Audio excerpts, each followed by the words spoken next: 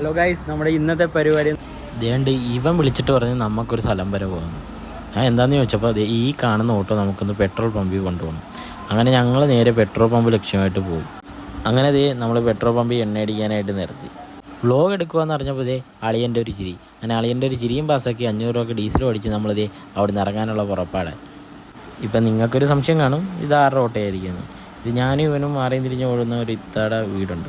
ആ ഇത്ത പുതിയതായിട്ട് ഒരു ബിസിനസ്സിന് വേണ്ടി ആവശ്യത്തിന് വേണ്ടിയിട്ട് എടുത്തൊരു ഓട്ടോയാണ്. അങ്ങോട്ടും ഇങ്ങോട്ടും കഥയും കാര്യങ്ങളൊക്കെ പറഞ്ഞ് ഞങ്ങൾ നേരെ പുള്ളിക്കാരിയുടെ വീടെത്താറായി. ഒന്ന് മാത്രമല്ല പാട്, ഇതിനകത്ത് ഇരിക്കാനും കുറച്ച് പാടാണ്. രണ്ടുപേരും ഇരിക്കുകയും ചെയ്യണം, ഭയങ്കര കുലുക്കവും കൂടെയാണ്.